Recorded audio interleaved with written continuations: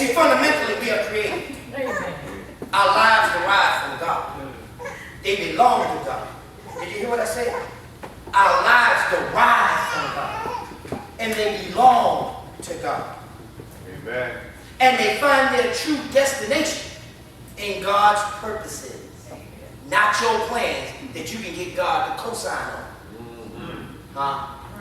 How many of us in here ready to admit probably some of the most significant things we've done in life are those things that we did not plan for? Amen. Just kind of fell out of it. Or we was just kind of forced into it. Amen. How many heroes we read about all the time? They ain't had no time to think about heroism.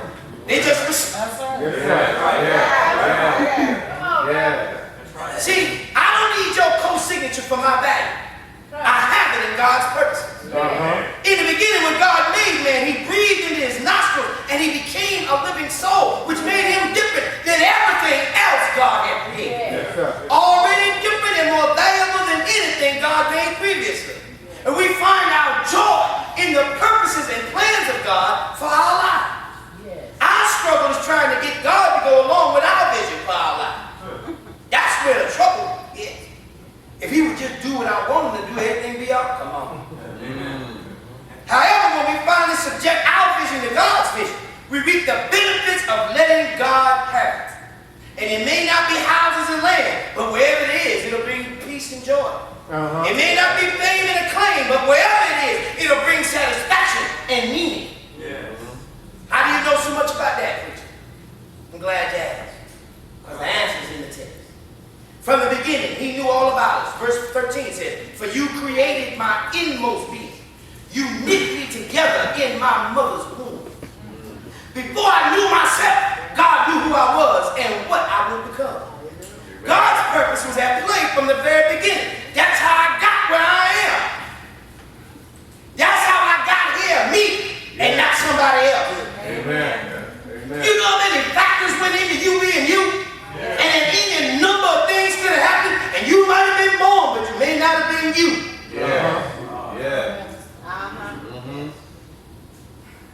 God is the creator, and his creative concerns include individuals.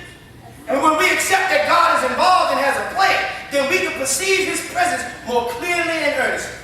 We are less likely to swing and swagger with every new thing that comes along, because we know we have a purpose grander than simply being a copycat, simply belonging to the latest thing.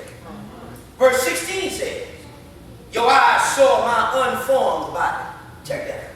Your eyes saw my unformed body. All the days ordained for me were written in your book before one of them came to be. The comfort that I get in the dark times is this ain't a shock to God. If God ain't surprised, then I ought not be worried. It may hurt, but I ought not be worried. It might be scary, but I ought not be worried. Because if it didn't surprise God, that means God has already made provision. He's not shocked when he sees me in these circumstances. He's not shocked when he saw that I made that choice. He's not surprised by where I ended up. Just like he told Jeremiah. When he called Jeremiah, he said, "Before I formed you in the womb, I knew you. And before you were born, I consecrated you. I appointed you a prophet to the nation." And just like all the rest of us who get a call, he ain't want that neither. He said, "Hey, God, I can't talk.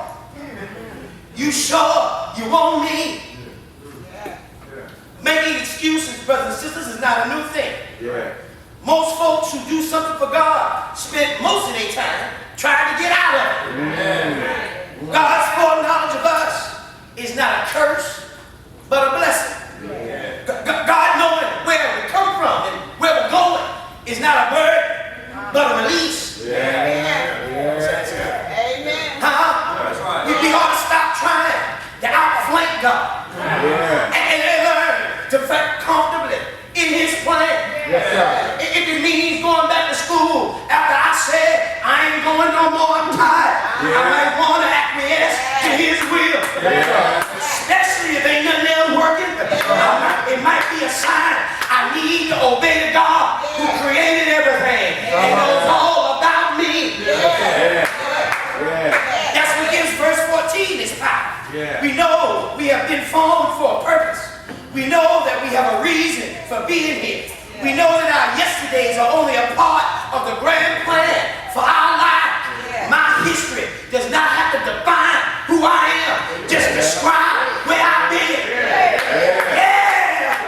I ain't gotta be everything that I used to be.